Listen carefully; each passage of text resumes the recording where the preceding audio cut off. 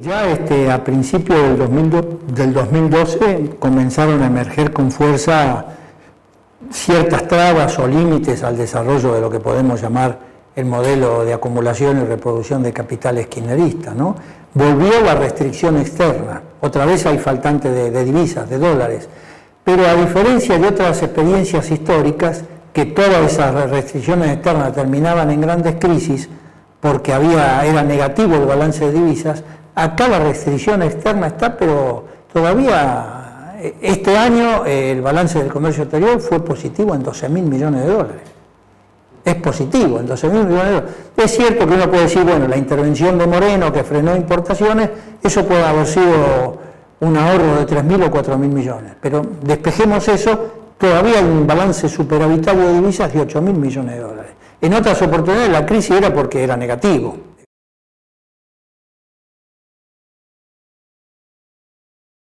Nosotros tenemos, hay una parte industrial de exportaciones, hay un polo, acá hay un polo industrial exportador que se consolidó en los 90, que continúa fuerte y continúa exportando. Ahora, la cabeza de ese polo exportador industrial es el sector automotriz, que exporta mucho, pero importa mucho también. El balance de divisas del sector automotriz es negativo, en alrededor deficitario, alrededor de 3.000 o 4.000 millones de dólares, o 5.000, según sea, millones de dólares por año, ¿no? Porque el componente de partes importadas de un auto terminado en la Argentina es muy elevado, pero efectivamente el sector agrario es decisivo en esto.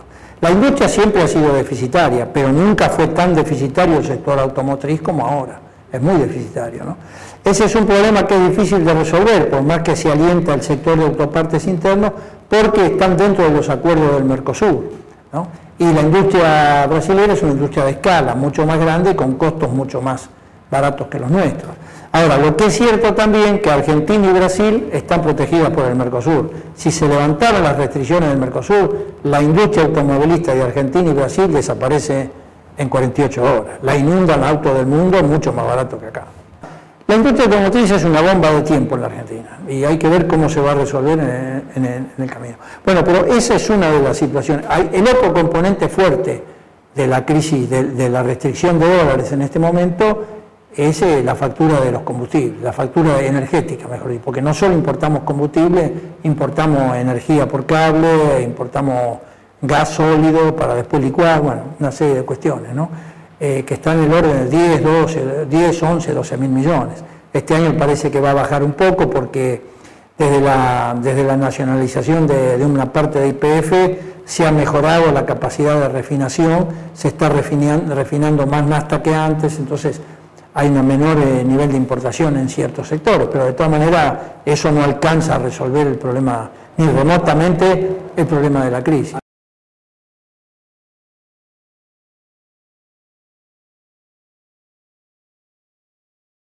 Ha subido porque le tuvieron que dar mayor precio en boca de pozo a las petroleras para que saquen más petróleo, más gas y abastezcan el mercado. Si no, con esos precios era imposible sacarlo, ¿no? Era imposible sacarlo. Las petroleras no les da la rentabilidad suficiente, ¿no? De ahí la importancia de la intervención de YPF en todo esto, que hay que ver cómo sigue evolucionando. Pero ese es el costado de la restricción externa. Reaparece nuevamente el problema fiscal, desde el Estado o el gobierno, que dice que las cuentas están equilibradas, hasta los sectores de la oposición y otros sectores que plantean que hay un déficit fiscal, a pesar de los aportes del ANSES, del Banco Central, del Banco Nación, del orden de los 30.000 o 50.000 millones de pesos anuales. En cualquiera de los casos, el superávit fiscal desapareció y ha vuelto el déficit fiscal. De todas maneras, en proporción, el déficit fiscal nuestro en relación al PBI, en comparación de lo que tiene cualquier país de Europa o Estados Unidos, que tiene un déficit fiscal del 10% del PBI, es nimio, es absolutamente nimio, ¿no? Pero bueno, es cierto que hay una restricción de fondos.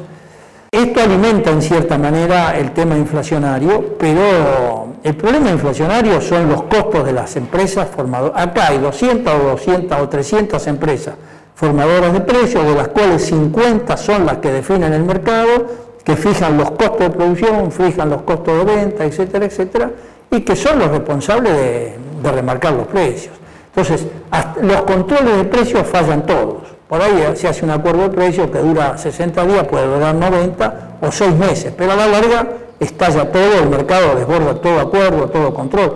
Lo que hay que controlar son los costos de producción de las empresas productoras y también de las intermediarias, ¿no? Porque estas tienen una tasa.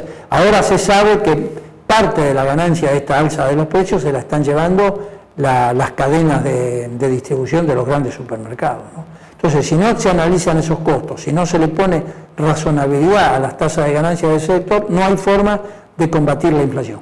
Por supuesto que una emisión exagerada alienta la inflación, pero no es la principal fuente de la inflación, como dice la derecha y los neoliberales acá, que quieren frenar la economía, ¿no? Que quieren en realidad frenar el crecimiento, bajar. En realidad, desde el punto de vista teórico, dice, lo que pasa es que la demanda supera la oferta. Lo que hay que hacer es bajar el nivel de demanda que se equipare con la oferta.